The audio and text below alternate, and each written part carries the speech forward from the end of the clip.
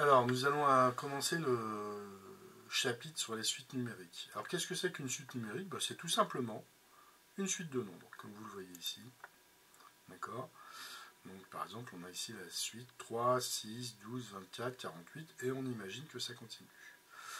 Alors, évidemment, ce ne sont pas des suites de nombres aléatoires. Il y a une logique qui permet de passer d'un nombre à un autre. Donc dans cet exercice, ce que je vous demande, eh bien, on va prendre, voilà, vous avez plusieurs suites numériques. Donc tout d'abord, il faut recopier la suite et compléter les deux termes suivants. Alors on va voir ça sur cette suite-là, la première.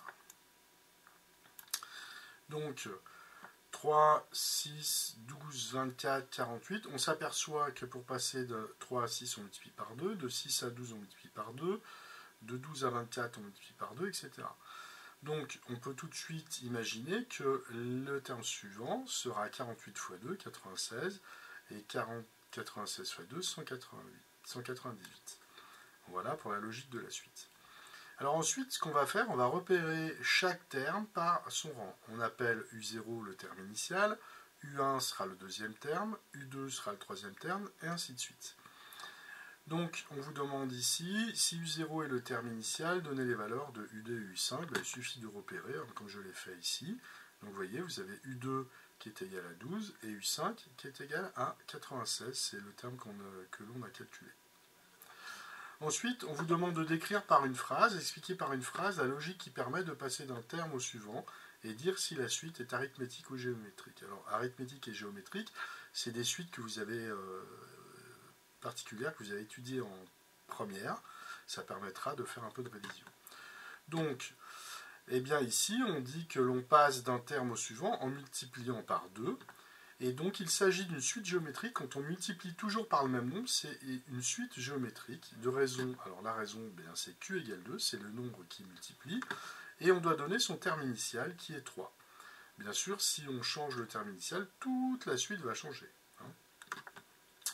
Alors, écrire la relation de récurrence qui résume mathématiquement la logique de la suite en exprimant un plus 1 en fonction de un.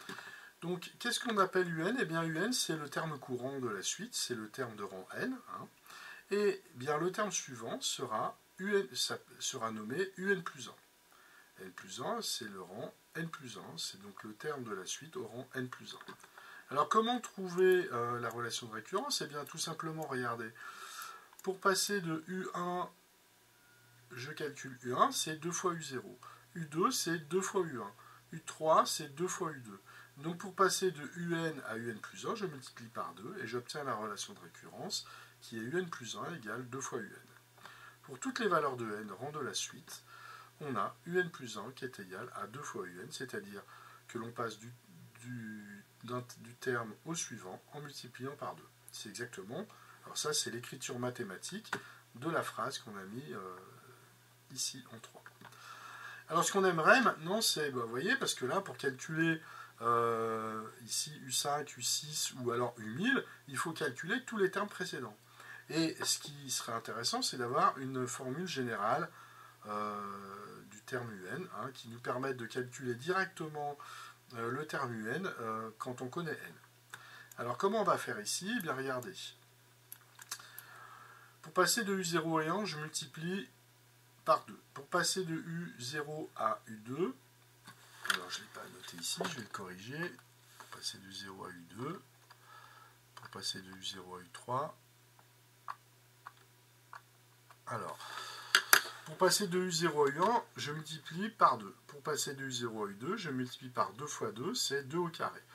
Pour passer de U0 à U3, je multiplie par 2 fois 2 fois 2, c'est 2 puissance 3. D'accord? C'est-à-dire 8. Eh bien, on généralise.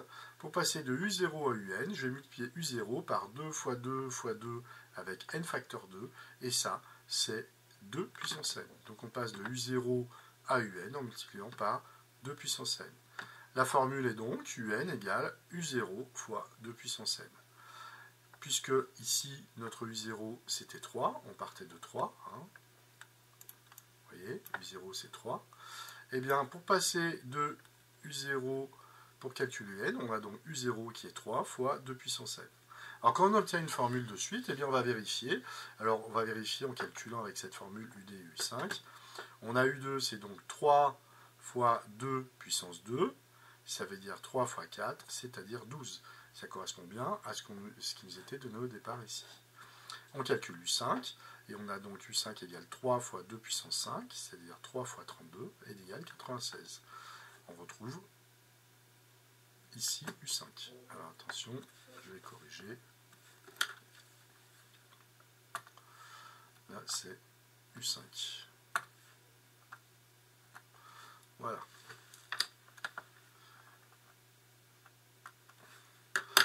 Donc la formule nous semble correcte.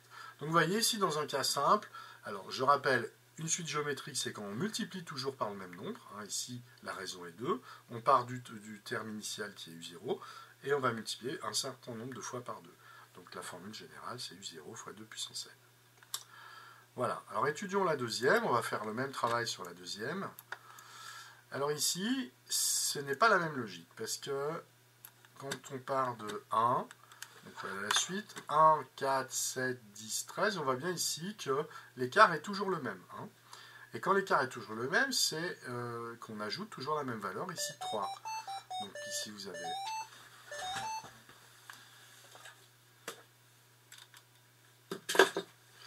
Pour passer de 1 à 4, je rajoute 3, de 4 à 7, je rajoute 3, de 7 à 10, je rajoute 3. Donc voilà la logique, on l'a compris sur les premiers termes. Et donc les termes suivants, eh bien U4, ça va être 10 plus 13, ça fait 3, et U5, ça va être 13 plus 4 plus 3, ça fait 16. On repère les termes, U0, le terme initial est égal à 1, U2, c'est le troisième terme, attention, c'est pas le deuxième terme, U2, c'est le troisième terme, 1, 2, 3, c'est 7, et U5, c'est donc 16, c'est le sixième terme. Donc la logique s'explique facilement, on passe d'un terme au suivant en ajoutant toujours 3. Il s'agit d'une suite, alors là c'est arithmétique, puisqu'on agite toujours la même chose, c'est une suite arithmétique de raison R égale 3 et de terme initial U0 égale 1.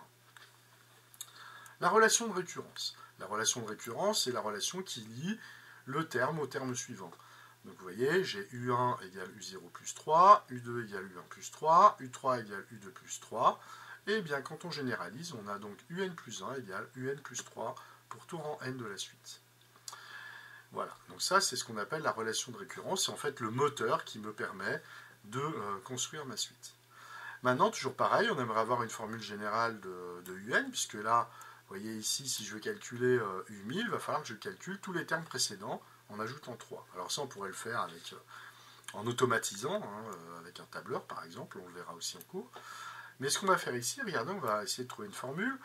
Donc pour passer de U0 à U1, j'ai rajouté 1 fois 3. De U0 à U2 directement, j'ai rajouté 2 fois 3. De U0 à U3, j'ai rajouté 3 fois 3. Hein.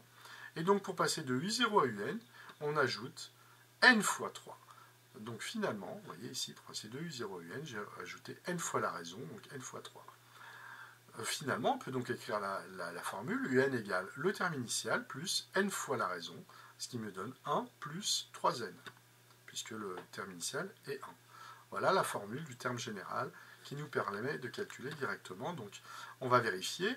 U2 égale 1 plus 3 fois 2, ça fait 7. Et U5 égale 1 plus 3 fois 5, ça fait 16. Et la formule nous semble correcte. Vous voyez, donc ici, voilà, vous avez deux suites assez simples. Une suite géométrique, car on multiplie toujours par 2, et une suite arithmétique, parce qu'on ajoute toujours 3. D'accord ? Donc le travail que je vous demande, c'est d'étudier les deux suites. Alors celle-ci,